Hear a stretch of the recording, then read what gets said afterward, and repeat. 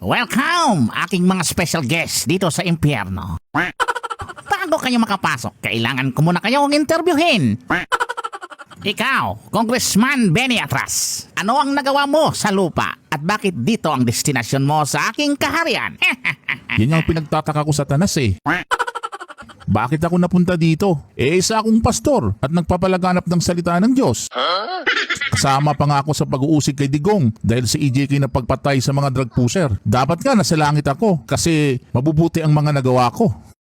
Tamang-tama sa'yo ang kahariang ito dahil pinoprotektahan mo ang mga pusher.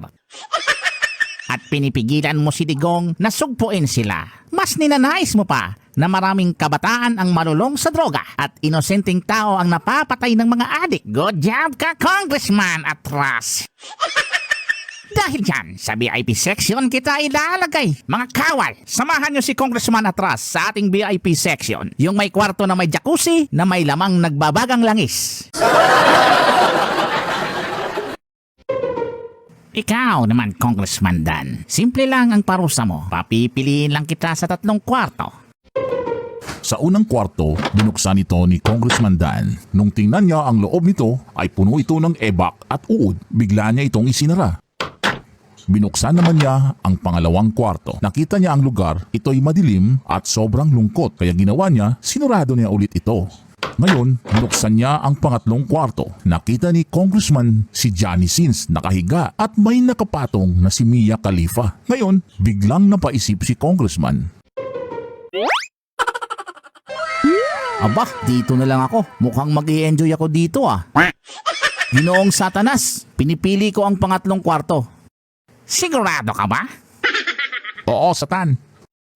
Okay, mga kawal, tanggalin nyo si Mia Khalifa na nakapatong kay Johnny Sins.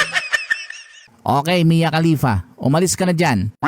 At may hahalili na sa'yo, si Congressman Dan. Siya na ang papalit sa pwesto mo. Ikaw, Digong. Ba't nandito ka? Alam mo, Satanas, bago pa ako mamatay, alam ko dito talaga ako mapupunta. Kawal, kunin ang listahan ni Digong.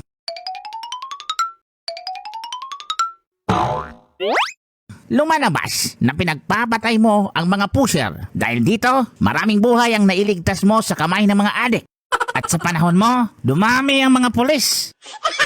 Sa bawat sulok ng syudad, maraming krimen ang naagapan at napakulong mo pa ang isang dancing queen na protector ng mga drug manufacturer sa Bilibid. Dahil dyan, safe ang lugar sa Pilipinas. Nako.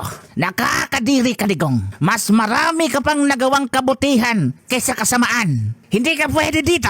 Binaban kita. Pero Satanas, dito talaga ako dapat.